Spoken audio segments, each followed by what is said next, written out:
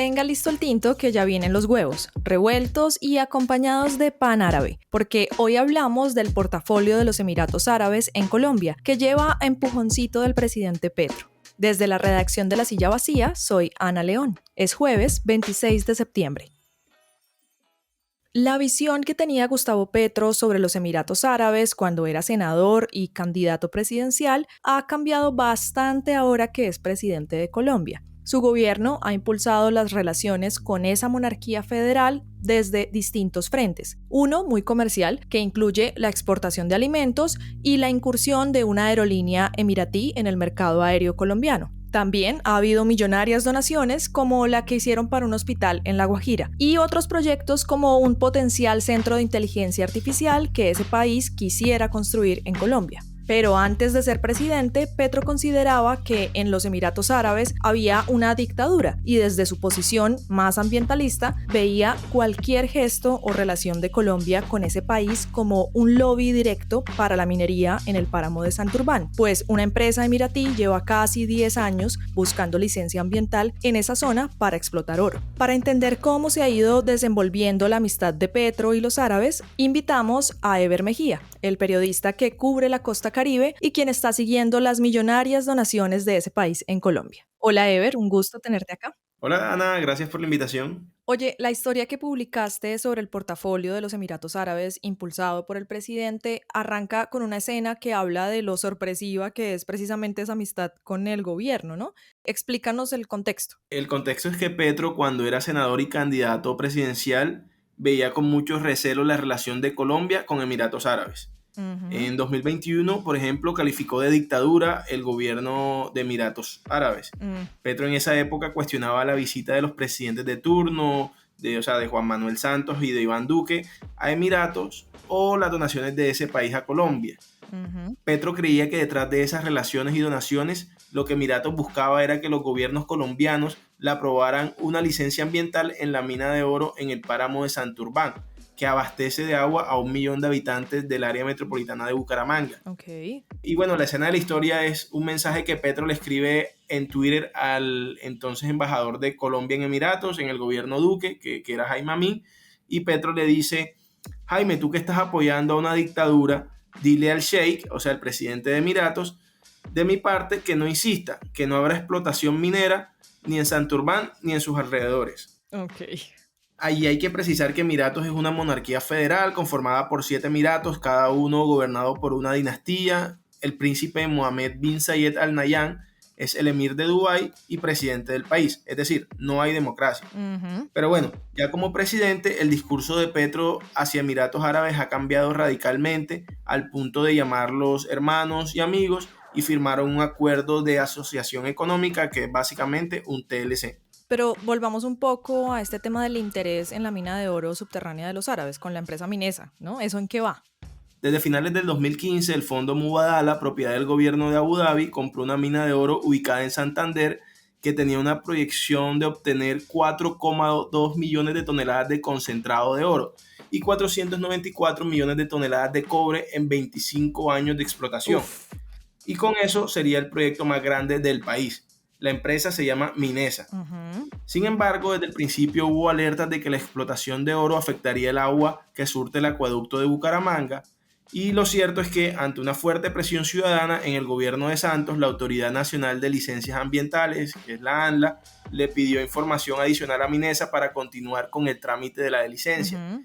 Y en 2021, con Duque, la ANLA archivó definitivamente el trámite de la licencia. Hoy los Emiratos siguen en el negocio con un socio canadiense y la apuesta es que el proyecto ya no sea de extracción de oro a gran escala, sino a mediana y a pequeña escala.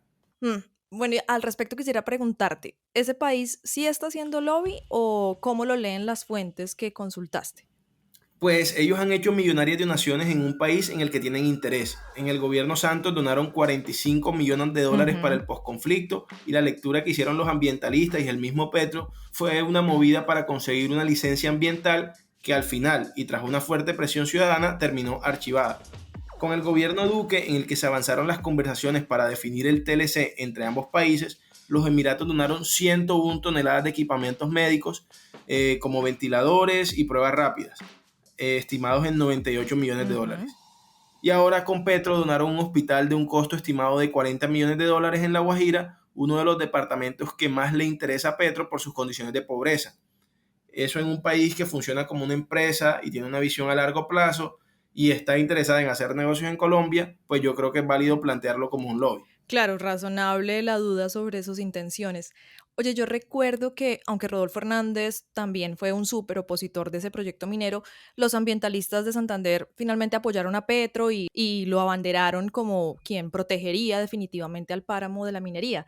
¿Qué ha pasado con esa posición de Petro? Bueno, ahí hay que aclarar que si bien Petro ha cambiado radicalmente su discurso frente a los Emiratos Árabes, sí se ha mantenido en que durante su gobierno no va a haber minería en Santurbán. Pero, En la COP que se realizó en Dubái, Petro se reunió con el presidente Mohammed bin Zayed Al Nahyan y como que ahí se oficializó la amistad con ese gobierno y en redes sociales le cayeron encima a los ambientalistas por Santurbán. Y la respuesta del presidente fue suavizando la cosa. Mira, hasta donde tengo entendido, puedo equivocarme, el propietario de la intención de sacar oro del Santurbán ya no es Capitales de Emiratos Árabes Unidos. Eso lo vendieron y hay que establecer el verdadero dueño. Se mueve más por un fondo de Canadá. Pero eso no es del todo cierto. Meses después se supo que la empresa del gobierno de Emiratos le vendió el 51% de las acciones a la empresa canadiense Aris Mining y a cambio se quedaron con el 9,9% de las acciones de la canadiense Aris Mining y se convirtieron en sus mayores accionistas. Es decir, siguen vinculados al negocio. Por eso, líderes ambientalistas me dijeron que no meterían las manos al fuego por el gobierno, pues hay muchos intereses económicos allí. o sea, pendientes de que pase con respecto a Santurbán. Ahora sí, cuéntanos cuáles son los otros temas que muestran esa amistad de Petro con los Emiratos Árabes. Bueno, lo primero es el cambio radical en el discurso, que es pasar de decirles dictadores a decirles amigos o hermanos. Pero la muestra más clara es que en abril de este año se firmó un acuerdo de asociación económica, que es básicamente un TLC. En el desierto sí que es hermoso encontrar de vez en cuando una flor. Nosotros podemos llenar de flores el desierto. Ahora también en este gobierno aterrizaron literalmente en Colombia, pues este año la aeronáutica civil le permitió operar a la aerolínea Emirates de ese país. Es el tercer país de Latinoamérica al que llega Emirates y es muestra del interés y la armonía entre ambos países.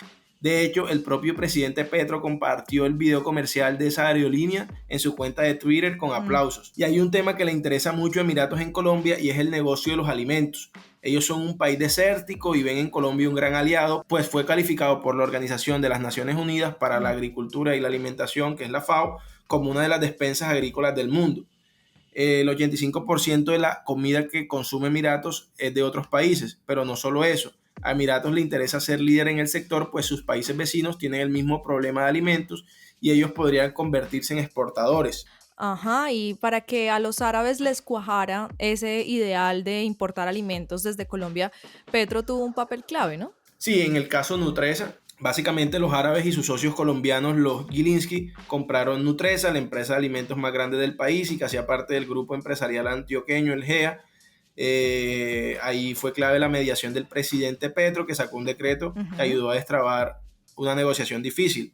Además de eso, los Emiratos también han tenido reuniones con Xavier Vendrell, el polémico empresario catalán nacionalizado por Petro. Las reuniones se dieron el año pasado cuando Vendrell era contratista de la Unidad Administrativa de Organizaciones Solidarias. Hubo reuniones para desarrollar un megaproyecto arrocero en la subregión de La Mojana, en el sur de Bolívar, para estructurar proyectos de granjas avícolas y producir pescado, entre otros temas de alimentos. Oye, y para cerrar, además de la mina de oro y el mercado de alimentos, ¿qué otros planes tienen a futuro los árabes en Colombia? La inteligencia artificial.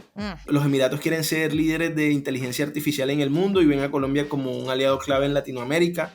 Ana, imagínate que ellos ya tienen Ministerio de Inteligencia Artificial y una universidad exclusiva para eso. Wow. En febrero, Colombia y Emiratos firmaron un memorando de entendimiento para que haya intercambio de conocimientos y experiencias con relación a la IA. Ese memorando se firmó durante la cumbre de gobiernos mundiales en Dubái, en la que estuvo presente el ministro Mauricio Liscano. Y según nos explicaron en el Ministerio de las Tecnologías, lo que busca Emiratos es vender soluciones integrales y centros de procesamiento de datos a países como Colombia a través de una empresa que se llama G42, pero digamos que eso aún está frío.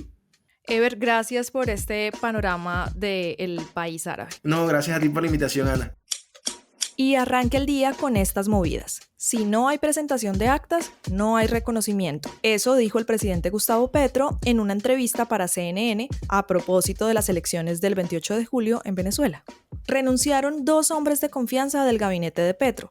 Se va el director de Migración Colombia, Carlos Fernando García, con una investigación disciplinaria en curso, y también se va el superintendente de servicios, Dagoberto Quiroga. Este último habría renunciado por diferencias con la Casa de Nariño en el proceso de intervención de la empresa energética Aire. Toda la movida de poder está al aire en lasillavacía.com, en las redes y en el en vivo.